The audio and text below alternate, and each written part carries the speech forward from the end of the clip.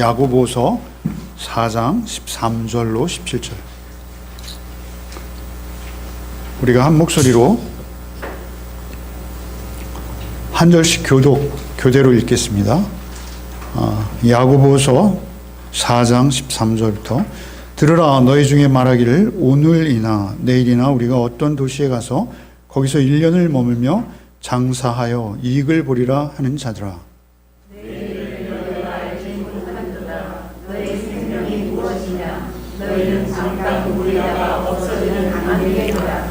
너희가 도리어 말하기를 주의 뜻이면 우리가 살기도 하고 이것이나 저것을 하리라 하거늘 이제도 너희가 악한 사람을 하니 그러한 사람은 다 악한 것이라. 그러므로 사람이 선을 행할 줄 알고도 행하지 아니하면 죄니라. 주님 감사합니다. 오늘도 우리의 작은 헌신을, 우리의 작은 정성을 주님 앞에 드리게 하시니 참 감사합니다. 우리가 직접 주 앞에 나와 주께 드리기 원하오나 여러 가지 사정과 형편상 또 이렇게 무통장으로 입금을 하거나 또는 마음과 정성으로만 주의 제단을 섬길 수 있습니다. 주님께서 우리의 각자의 마음과 중심은 오직 홀로 알고 계십니다. 주여, 우리를 긍휼히 여기시고 오직 우리가 주 안에서 주의 은혜로만 살기 원하는 그 마음을 받아주시고 오직 주의 성령의 충만한 은혜로 주와 늘 동행하는 우리 열매 성도들 한 분 한 분 되게 하여 주옵소서. 이 시간도 오직 말씀이 육신이 되셔서 몸소 나를 찾아오시는 주님을 경험하기 원하오니 저 어느한 종의 입술을 주님께서 홀로 주장하여 주옵시고 때로는 실수하고 때로는 어려워도 주님께서 성령의 도우심으로 그 모든 실수를 넘어서 주님의 마음을 알아가는 시간이 되게 하여 주옵소서. 오직 모든 예배의 시종 또 말씀의 나눔의 시종을 주님께 의탁하오며 예수 그리스도 이름 받들어 기도하옵나이다. 아멘. 오늘 들으라 이렇게 본문을 시작하시죠. 들으라. 그래서 우리의 관심을 끌어모으십니다. 그리고 새로운 한 사건을 예로 드시는 것이죠. 어떤 가상의 인물을 설정하시는 것입니다. 우리가 극본이라고 하나요? 시나리오, 각본이라고 하죠. 그렇게 그걸 이렇게 구성해서 야고보께서 그 상황극을 하시는 거예요. 말하자면 말씀 속에서 마치 그들의 말을 직접 현장에서 듣는 것처럼 생생하게. 그래서 오늘 13절 말씀은 이런 거예요. 우리가 그 도시에 가서 1년간 머물며 장사해서 돈 좀 벌어볼까? 이런 거예요. 돈 좀 벌어볼까? 이익을 좀 내볼까? 예, 당시엔 잘 알려져 있던 알렉산드리아나 다마스커스나 이런 큰 도시들이 있습니다. 그런 도시들이 있는가 하면 또 반면에 아주 작은 신흥 도시들도 있습니다. 그런 도시들을 들먹이면서 이제 그곳에 가서 사업으로 크게 성공해서 내가 큰 이익을 좀 내보겠다 이렇게 말하는 것이죠. 이런 말들은 사실은 시중에서 늘 듣는 말이었을 거예요. 굉장히 익숙한 말입니다. 유대인들은 계산이 빠르죠. 그때나 오늘이나 동일합니다. 뿐만 아니라 수완도 좋고요. 그들이 소수이지만 현재에도 그들이 금융업이나 또 상업에서 많은 부분 그들이 큰 역할을 해내고 있습니다. 사실 이러한 말은 자체적으로 큰 문제가 없습니다. 기왕 사업을 한다면 사람들에게 계획을 알리는 게 맞는 거죠. 혼자 하는 것보다. 그죠? 뿐만 아니라 그들에게 조언도 듣고 그리고 도움도 받고 요즘 말로 하면 가능하면 투자도 얻어서 규모도 키우고 이렇게 하는 것이 너무나 당연한 거고 세상적으로 보면 굉장히 지혜롭다 할 수 있어요. 누구든지 그렇게 계획을 세워야 하는 것이죠. 특별히 장사를 하는 데 있어서는 더욱이 그렇습니다. 이 사람은 확고한 신념이 있고 또 성공에 대한 확신이 있습니다. 그래서 그의 말 속에는 힘이 있고 그리고 물 흐르듯 성공을 향해 달려가고 있는 것이죠. 그런데 그러한 사람 앞에서 그 사람이 무색하도록 야고보께서는 야고보 1인칭 시점으로 그와 대화하는 식이에요. 그렇게 대답하는 것이죠. 내일 일은 너희가 알지 못하는도다. 내일 일은 너희가 알지 못하는도다. 야고보 사도께서 그들의 자기 확신을 여지없이 무너뜨려 버리시는 것입니다. 아무 도시 1년 장사 가서 머물며 무엇하여 이익을 보리라 이런 직설법 미래 동사들 이러한 것들에 대해서 여지없이 그들의 소망을 사실은 꺾어버리는 것이죠. 왜 이렇게 하실까요? 그들에게 있어서 그리스도의 향기가 나지 않는 것입니다. 그들에게 있어서 하나님의 섭리에 대해서 그들이 순종적인 태도를 보이지 않는 것입니다. 하나님 개의치 않는 거예요. 세속적 욕망을 따라서 그냥 자기의 방식대로 계획을 세우고 그리고 나름의 확신을 가지는 거예요. 너희의 생명이 무엇이냐? 너희는 잠깐 보이다가 없어지는 안개니라. 참으로 그렇습니다.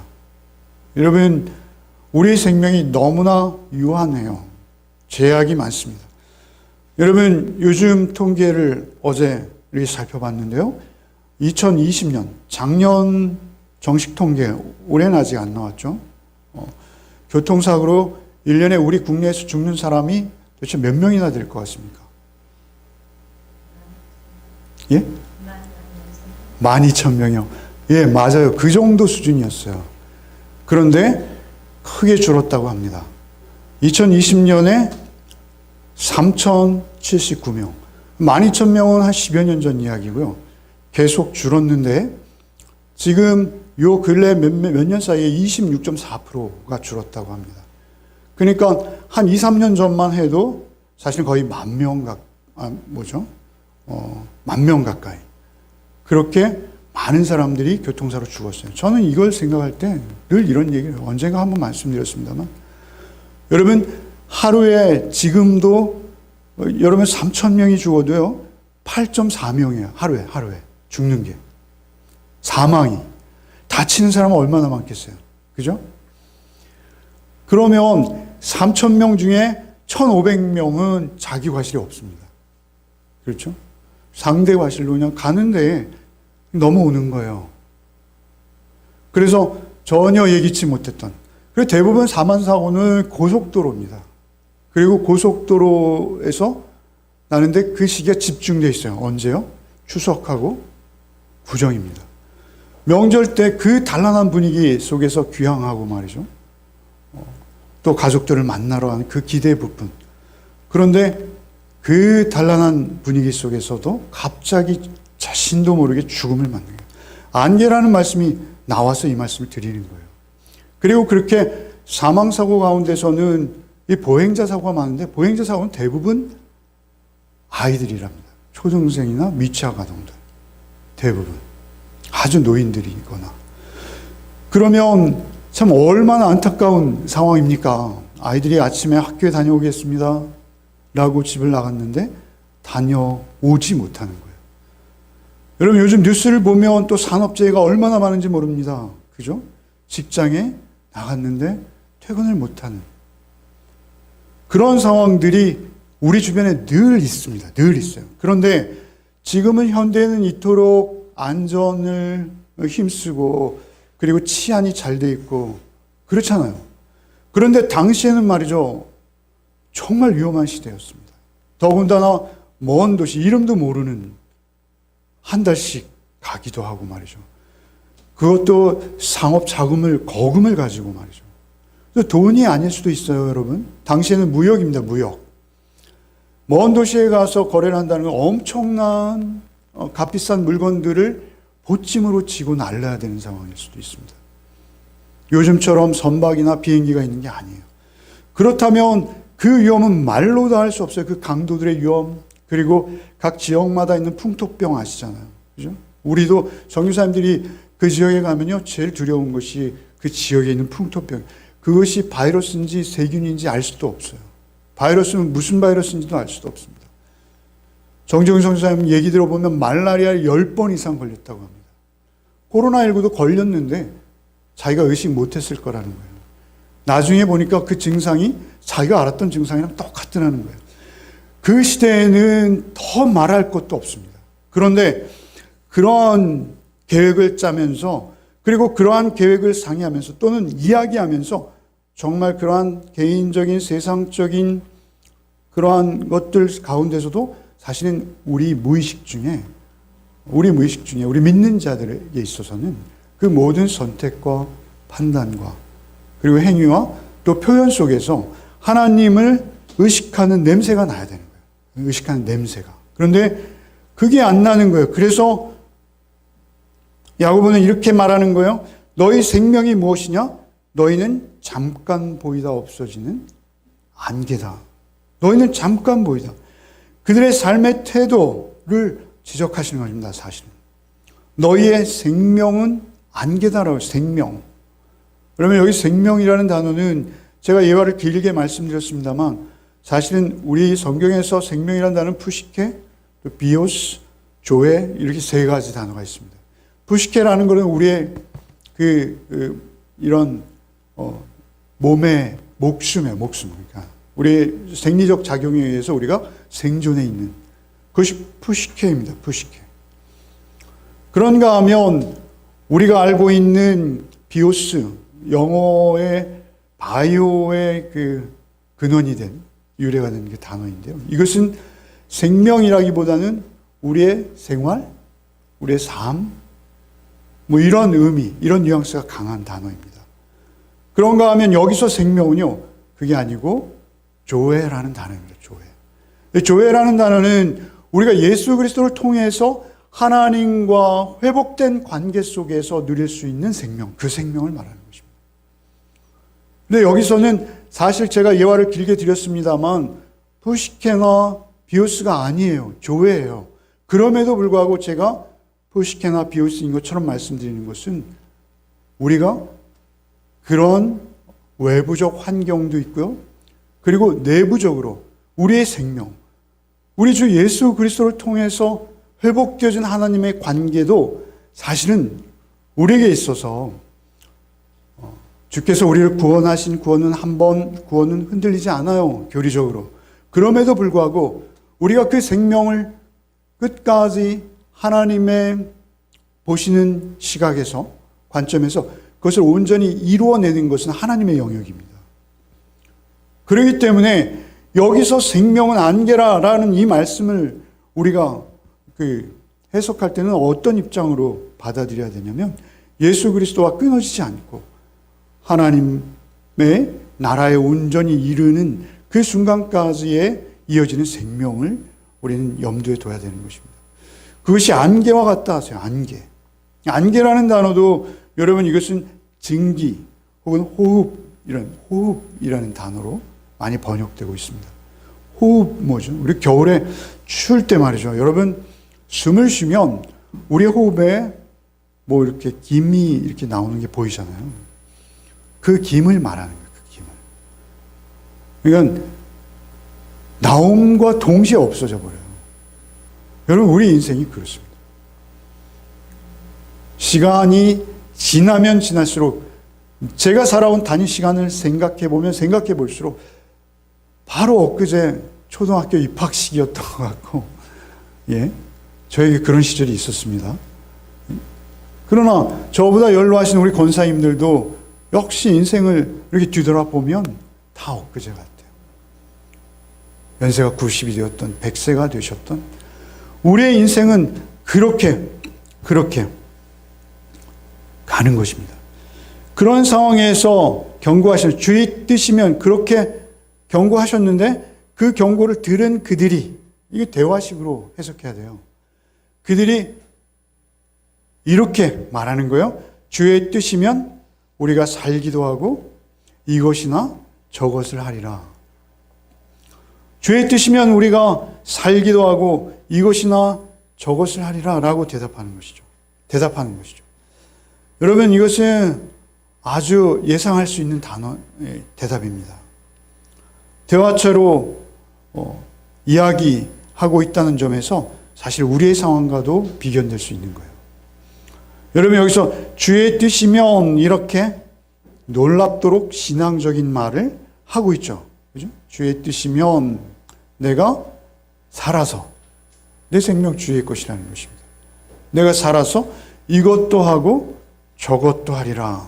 굉장히 믿음의 신앙적인 고백으로 들리지만 사실 여기서는 그런 뉘앙스가 아닙니다. 여기 본문을 주의하고 주석하신 분들의 많은 주장은요, 이런 주장을 하시는 분들이 많아요. 그래서 무엇이냐면 이 문맥 속에서 이것은 가증한 위선이라는 것입니다. 여러분, 우리가 상투적으로 하는 그 신앙의 입에 발린, 마치 이것은 무슨 주문이나 부적처럼 말이죠. 자기의 뜻을 합리화시키고 마치 자기가 이것저것 하는 것, 그리고 자기의 생명이 있음이 오직 주의 뜻 안에서 확인되어진 나는 그런 사람이야 라고 말하는 그런 뉘앙스라는 것이죠. 여러분, 사실은 주의 뜻이면 이러한 표현은 말이죠, 우리가 바울 서신을 읽으면 여러 군데서 만날 수 있습니다. 내가 주의 뜻이면 너에게로 가리라.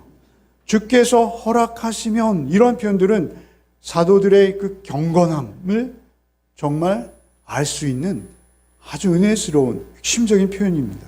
그럼에도 불구하고 그것이 부정적인 뉘앙스로도 입에 발린 그러한 표현으로도 상투적인 그런 말투로도 이게 사용되어질 수 있다는 것이죠.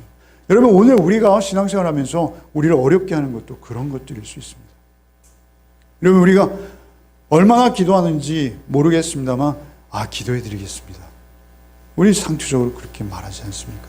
중요한 것은 나 기도해서 응답받았어. 어디서부터 어디까지가 응답이고 그 응답받았다는 내용 자체가 제가 보기엔 전혀 성경적이지도 않고 말씀의 맥락에서는 전혀 상관이 없는 상황인데도 불구하고 자기의 주장과 자기의 의견을 합리화하고 더 강력하게 밀어보려고 그렇게 표현하는 경우조차 우리 가운데, 우리 신앙생활 가운데 있을 수 있다는 거예요. 그러니까 신앙을 빙자한 이러한 말투나 이러한 상황들은 우리를 더 역겹게 할 수 있습니다. 더 가증스럽게 할 수 있어요.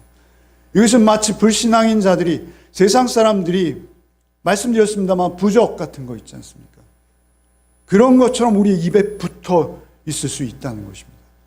그래서 우리가 그저 주문처럼 이런 이야기들을 할 수 있다는 거예요. 이것이나 저것을 하리라 하고는 16절에 이제도 너희가 허탄한 자랑을 하니 그러한 자랑은 다 악한 것이다. 그러니까 이렇게 부정적인 뉘앙스로 문맥 가운데 읽어낼 수밖에 없는 것은 바울 사도의 답변이 이렇다는 것이죠. 악하다는 거예요. 악하다. 너희가 허탄한 자랑을 하니 그러한 자랑은 다 악한 것이다. 악한 것이다. 이 16절을 표준세 번역본은 이렇게 번역하고 있습니다. 그런데 여러분은 지금 우쭐대면서 자랑하고 있습니다. 그와 같은 자랑은 다 악한 것입니다. 우쭐대고 싶어요, 우리는. 언제든지. 그래서 그것을 말이죠, 참으로 가증하게 숨길 수도 있고, 우리가 우쭐대기 위해서 우리가 우리의 외모에 얼마나 신경을 씁니까?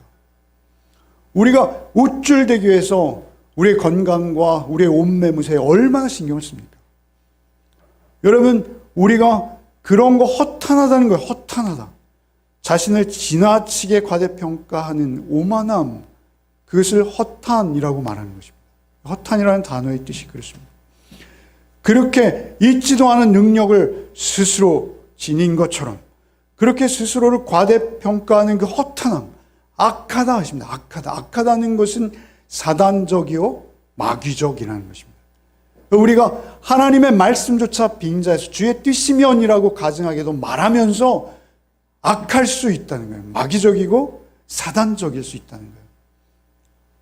오히려 말이죠. 오히려 평범한 사람보다 더 가증해 보일 수 있습니다. 그래서 이렇게 말하는, 그러므로 사람이 선을 행할 줄 알면서도 행하지 아니하면 죄니라 단정하시는 거예요. 그러므로 사람이 선을 행할 줄 알면서도 행하지 않으면 죄니라. 늘 말씀드리지만 여기서의 선을 행한다라는 의미는 여러분이 어떤 착한 일을 한 개, 두 개 더 하는 것을 의미하지 않아요. 절대. 여러분, 우리는 항상 문맥 속에서 그 의미를 읽어야 된다라고 그랬죠. 여러분, 착한 일은요, 악한 존재도 겉으로 드러나 보이는 착한 일들은 얼마든지 할 수 있습니다. 여기서 선한 일, 선한 행위라는 것은 그 존재를 말하는 거예요. 그것은 무엇입니까? 하나님의 섭리와 하나님의 절대 주권을 인정하고, 그리고 늘 나의 삶 속에서 그것이 비록 상업 행위가 되었든 하나님의 선하신 뜻, 그 공의와 사랑 안에서 나의 존재가 하는 이 일의 의미가 무엇인지를 알고, 또 그것을 위해 내가 어떻게 하는 것이 하나님의 공의와 사랑을 드러내는 길인지를 알아가는 과정이 없는 것, 그것이 악한 일인 거예요. 여기서 선한 행위, 그러므로 선을 행할 줄 알면서도 행하지 않으면 죄니라라는 이 말씀을 우리는 오역하면 안 돼요. 문맥 속에서 이해할 필요가 있는 거예요.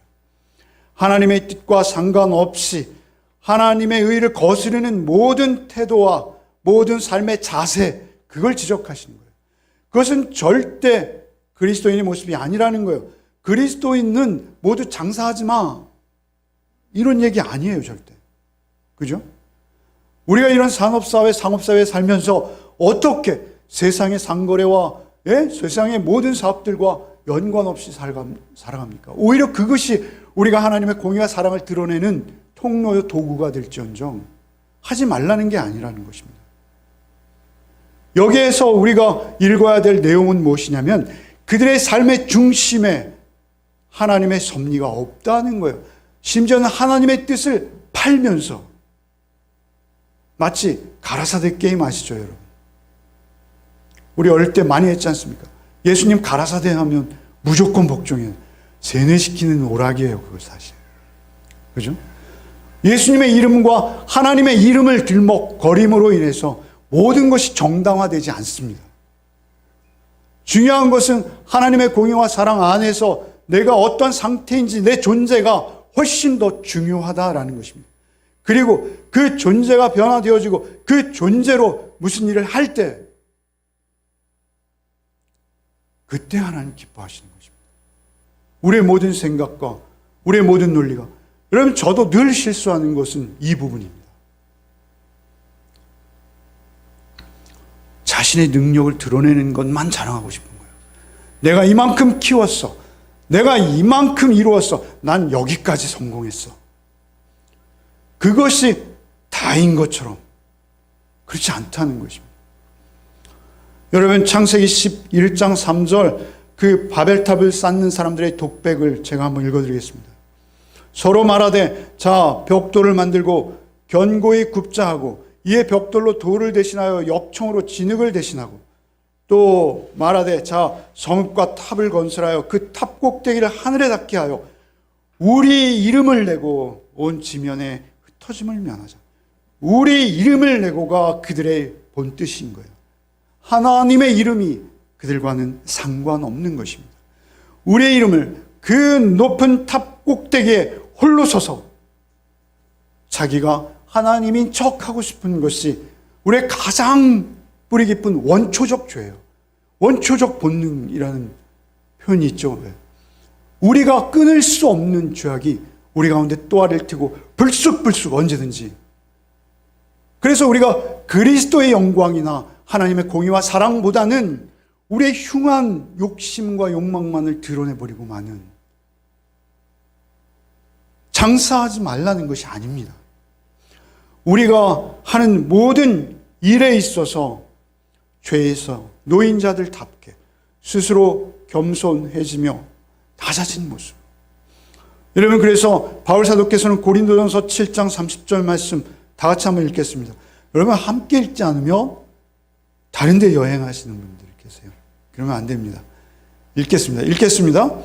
우는 자들은 울지 않는 자 같이 하며, 기쁜 자들은 기쁘지 않는 것 같이 하며, 매매하는 자들은 없는 자 같이 하며, 매매하는 자들은 없는 자 같이 하며 울고 웃고 우리의 삶 속에 늘 반복되어지는 과정입니다. 매매하는 자들은 어떨 땐 흥하고 어떨 땐 망하고 늘 있는 과정들입니다. 그런데 그것이 마치 하나님의 모든 섭리의 바로미터, 자기를 인정해 준 뭔가의 표본인 것처럼 그런 삶의 태도는 예수 믿는 자의 삶의 태도가 아니다라는 것입니다. 우리가 바벨탑 꼭대기에 올라가려고 하잖아요. 요즘 선거철이 다가오니까 얼마나 엉뚱한 말들과 엉뚱한 인물들이 우리 주변에서 많이 드러나는지 몰라요. 여러분, 그것은 그분들의 문제가 아니라 바로 내 문제입니다. 내 안에 그런 성향과 그러한 모습들이 그대로 있는 거예요. 우리의 규모만 다를 뿐이죠. 여러분, 야고보서 1장 10절에 이미 야고보 사도께서 말씀하신 거예요. 같이 읽어보겠습니다. 부한 자는 자기의 낮아짐을 자랑할지니 이는 그가 풀의 꽃과 같이 지난. 여기에 풀의 꽃은 앞에서 표현한 안개와 동일한 의미예요. 같은 문맥인 거예요. 여러분, 부한 자들은 그 부함의 성공이 자기의 큰 능력이요, 하나님께서 주신 능력이요, 내가 기도해서 받은 것이요, 다 이런 식으로 미워하고자 하는 자기 자랑이, 허탄한 자랑이 우리 안에 있다라는 것입니다. 그것이 상관없다는 거예요. 그것과 전혀 상관없다는, 기독교의 역사와 2000년 교회 역사를 통해서 하나님의 영광을 드러내신 분들을 한번 묵상해 보십시오. 여러분, 본문에 이어붙어 있는 말씀이 오늘 본문이 4장 마지막 절이요, 바로 이어지는 게 5장입니다. 5장. 5장에 이어지는 본문은 무엇입니까? 5장 1절로 6절 말씀, 같은 날 우리가 묵상한 본문입니다만 부자들의 악한 행태입니다. 여러분, 이 사람들은 지금 말로 하면 무역행위를 하고 있는 거예요. 그런데 그 무역행위라는 목적은, 유대인들에게 목적은 땅입니다. 땅. 여기 5장 1절로 6절에 나타나는 부자는 기주입니다.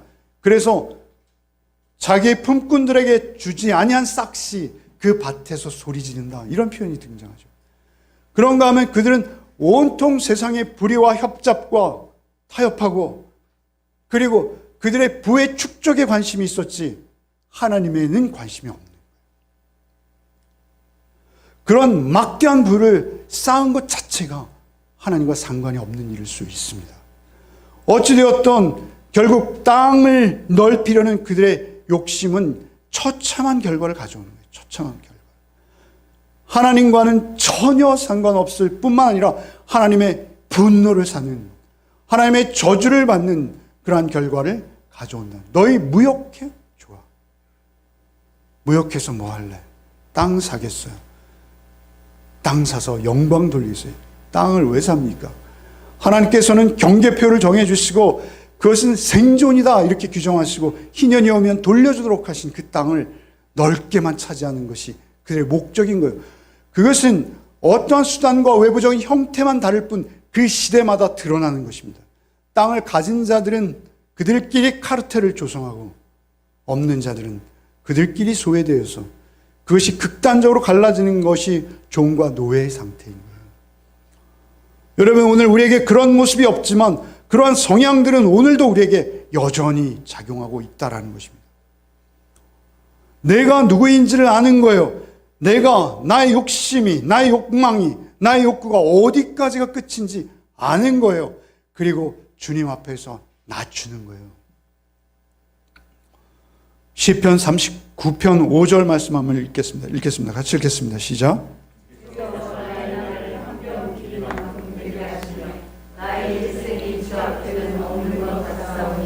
사람은 그가 든든히 서 있는 때에도 진실로 그가 헛사뿐이니라. 예, 없는 것 같아요. 없는 것. 입김이 나오는 동시에 없는 겁니다. 안개가 그런 것입니다. 해가 뜨면 언제 그 자리에 안개가 있었냐는 듯 사라지는 거예요. 든든히 서 있는 때, 심지어는 자기가 가장 자기의 생에 잘 나가고 있다라고 여기는 그 순간조차도 없는 것이라는 거예요. 없는 것, 성경. 여러분, 시편 102편 3편 3절도 한번 읽어보세요. 시작. 내 날이 연기같이 숨어 내가 숯같이다.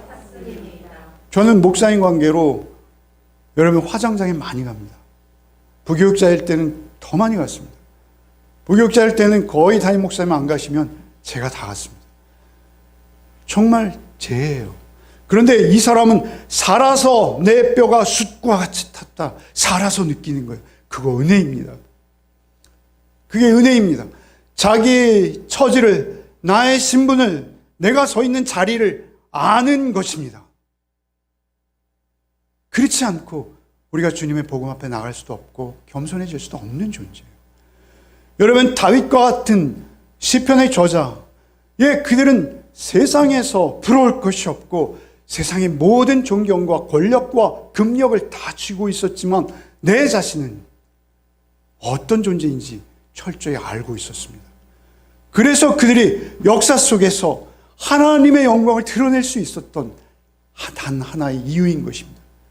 그럼에도 불구하고 그들이 그 겸손으로, 그 낮아짐으로 하나님 앞에서 자기의 위치와 자리를 알 때 그들이 하나님께 쓰임받을 수 있게 된다는 것이죠. 그때 시작되는 거예요. 외형적으로 보기에 여러분, 그 장사하러 간다는 사람들에게 하나도 잘못된 것이 없습니다. 상행위가 문제되는 것도 아닙니다.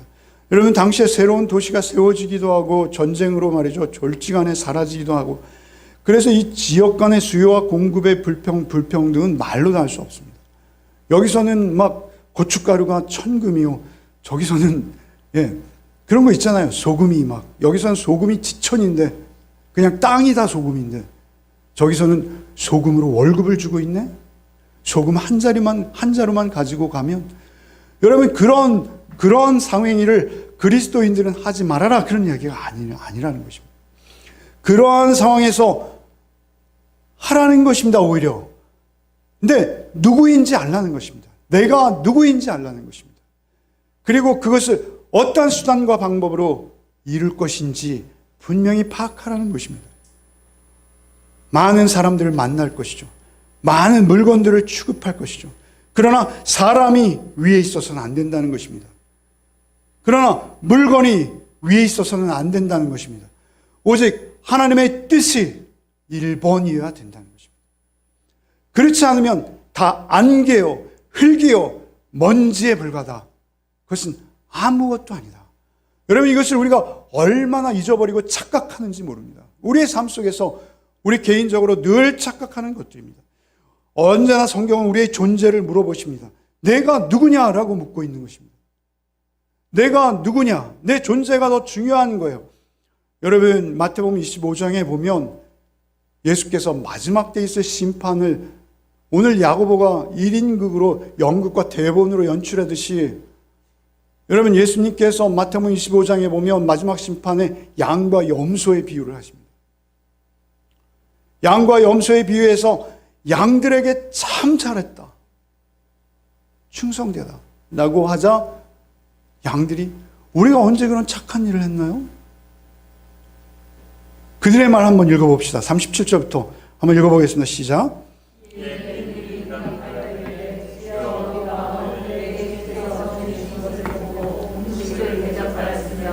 목마르신 것을 보고 마시게 하였다. 어느 때에 나그네 되신 것을 보고 영접하였으며 헐벗으신 것을 보고 옷 입는 하나이다.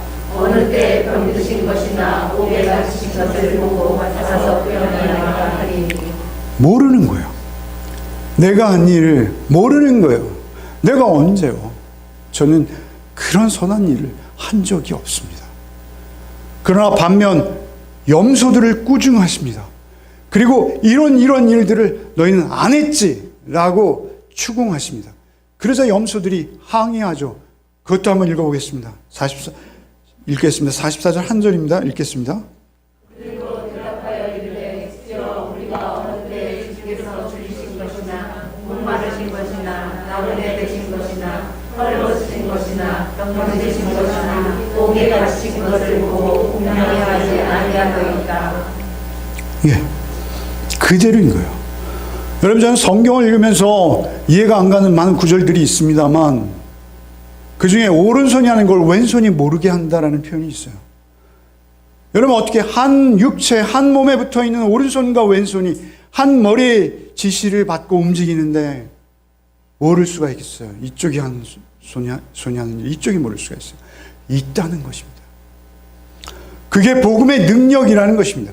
복음 안에 있을 때만 가능하다는 것입니다. 주님, 저는 죄밖에 지은 것이 없사오니 라고 말하는 것이 정상인 거예요. 네가 왜 죄이냐? 어제 제가 설교 준비를 하면서 페이스북을 막 봤습니다. 페이스북에 저 참여를 안 합니다. 올리고 뭐 이러면 시간을 많이 뺏길 것 같아서. 근데 뭐 한 1년에 두세 번 들어갑니다. 근데 어느 아는 목사님 하나가 글을 올렸는데, 분주하게 돌아다니고 열심히 일했는데, 정말 열심히 사역을 했는데, 그럴수록 오히려 자기가 더 죄인인 것 같은 그런 느낌을 고백하신 글을 읽었어요. 그 글 댓글 밑에 보니까요, 댓글 단 동기 목사님들이 뭐라 하시냐면, 너 잘하고 있잖아. 네 이상 어떡해. 너는 정말 충성된 종이야. 위로하고 격려하는 글들이죠. 그걸 보면서 그런 거구나. 우리의 생애와 삶 가운데에서 정말 오른손이 하는 것을 왼손이 모르는 것처럼 이렇게 하라고 하시는데 우리 목사들의 모습은 어떤가요? 여러분 7장 22절, 마태복음 7장 22절 이하도 여러분이 한번 읽겠습니다. 시작.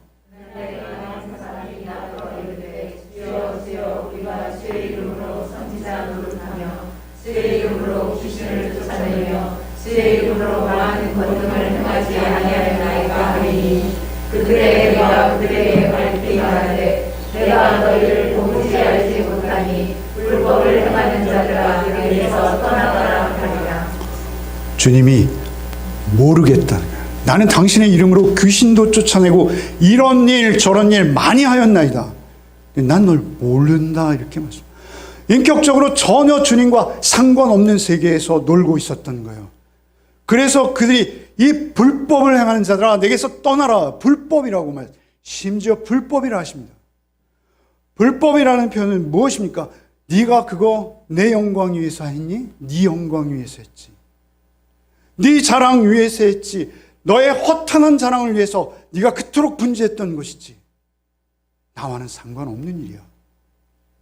얼마나 무서운 말씀이신지요. 여러분 우리의 생애와 삶이요 말이죠. 시간이 그렇게 길지 않습니다. 여러분 우리가 포도나무 대신 주님께 붙어 있고 우리는 열매를 맺는다 말씀입니다. 다 동일한 말씀입니다. 결국 마태복음 7장 산상수훈의 결론이 무엇이냐? 내가 반석이고 너는 내 위에 집져야 돼. 다른 데 집지면 비가 나고 창수가 나면 흔적도 그 안개야. 그 들의 풀이야. 그 아무 소용없는 거야. 여러분 성경은 그 말씀을 계속 포도나무 비유해서 반석에 비유해서 반복하신 거예요. 반복하신 거예요. 여러분 주님을 인정하지 않고 우리 스스로의 계산으로 하는 것들 여러분 그것 다 꽝입니다. 그거 아무것도 아닙니다. 바울 사도께서는 그래 이렇게 고백하시는 것이죠. 고린도전서 15장 10절 한번 같이 읽어보시죠.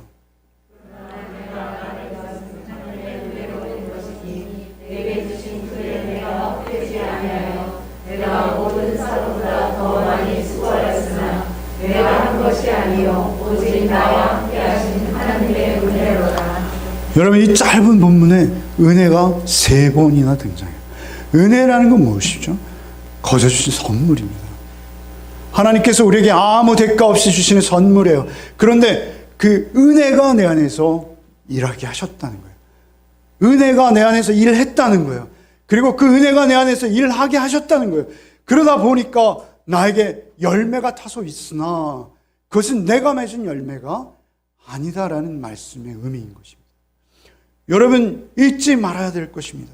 하나님이 나로 일하게 하셨다. 은혜는 무엇입니까? 십자가의 은혜입니다. 십자가. 3번씩이나 반복하시는 그 은혜라는 단어의 의미는 무엇입니까? 십자가와 부활의 은혜. 그것은 능력입니다. 능력. 여러분 그 복음을 믿는 자의 마음과 영혼을 통해서 하나님께서 우리 안에서 일하기 시작하십니다. 용서할 수 없는 것을 용서하게 하시고 내가 도저히 그에게 위로와 소망과 힘을 줄 수 없는 것을 여러분 나를 통해서 그에게 새 힘과 새 생명과 새 위로와 소망을 새롭게 하시는 거예요. 나를 통해서 하시는 거예요. 그런데 그 나는 누구입니까? 은혜만을 사모하며 그 은혜 안에 거하기를 원하는 그 존재, 그가 그냥 그 은혜 안에 있었더니 그러한 삶이 펼쳐진 거예요. 그래서 내가 한 것이 아니라는 거예요. 나는 작은 자여 괴인 중에 괴수요 라고 밖에 고백할 것이 없는 것입니다. 아무것도 나는 유익한 일을 한 적이 없어요. 이것이 그리스도인의 모습이에요. 여기서 주의 뜻이면 이라고 말하는 그 가증하고 뻔뻔한 태도가 될 수 있다는 것입니다. 그 가장 성스럽고 은혜로운 단어가 그 바울 사도의 문장에 등장하는 여러분 이런 대목은요, 정말 그가 하나님의 섭리를 완전히 인정하고 내가 계획하고 내가 세운 대로 살아가고 최선을 다하고 있지만 하나님께서 언제 어떻게 나의 진로를 나의 방향을 트실지 모르니 그것이 하나님의 간섭하심과 섭리요 하나님의 말씀으로 주신 나의 생각이라면 나를 쳐서 그 말씀 앞에 복종하겠나이다 라는 그 태도가 바울 사도 안에 그대로 있는 거 아니겠습니까? 여러분, 나이가 들어가면 들어갈수록요 느끼는 거 하나가 있어요. 가시와 엉겅퀴를 맺는 사람은 점점 더 가시와 엉겅퀴가 무성해져서 정말 아무런 새 한 마리도 깃들 수 없는 살벌한 인격이 되어가고요.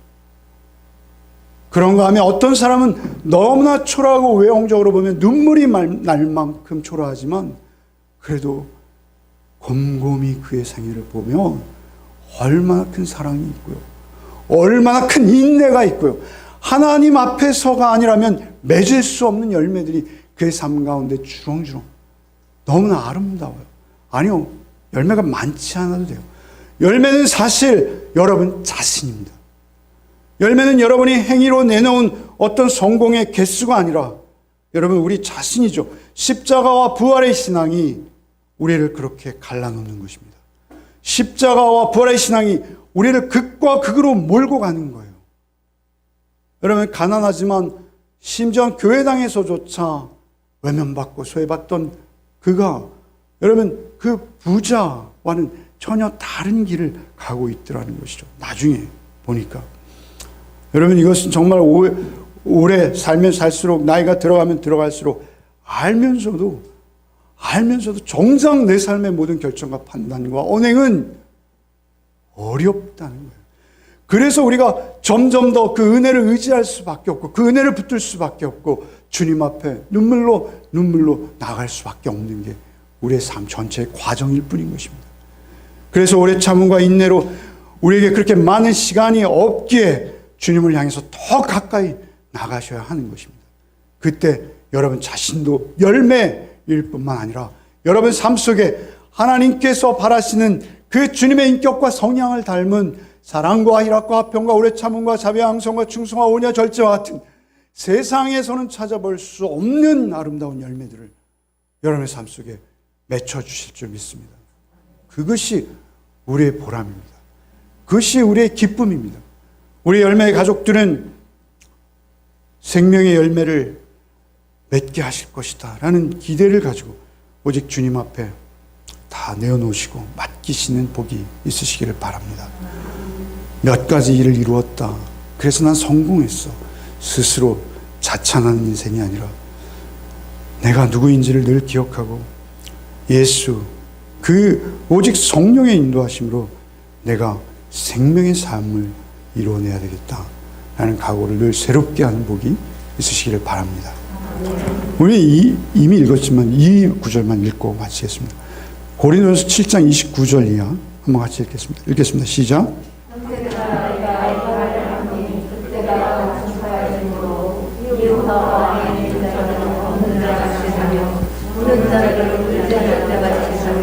기쁜 자들은 기쁘지 않는 자 같이 하며 매매하는 자들은 없는 자 같이 하며.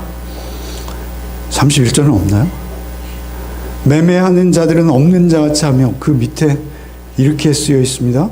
세상 물건을 쓰는 자들은 다 쓰지 못하는 자 같이 하라.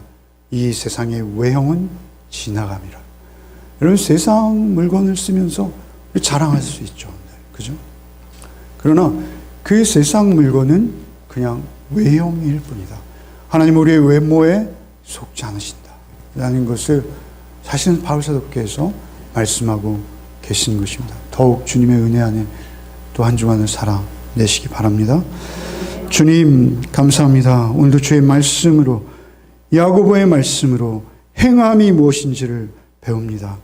주님, 참으로 행함, 그 행함은 우리의 마음과 우리의 영혼의 열매인 것을 알게 하셨사오니 주여, 우리가 늘 주님의 은혜를 사모하고 그 은혜 안에 거하며 그 복음의 능력을 입이 아닌 말로 살아낼 수, 말이 아닌 입의 말이 아닌 우리의 삶을 통해서 살아낼 수 있는 복이 한 주간에도 우리에게 있게 하여 주옵소서. 오직 주님의 은혜만을 사모하며 그 은혜 안에 거하는 모든 것을 그 은혜의 눈으로, 그 은혜의 잣대로 판단하고 선택하고 말하고 행동하는 한 주가 되게 하여 주옵소서. 우리와 동행하시는 예수 그리스도 이름 받들어 기도드리옵나이다. 아멘.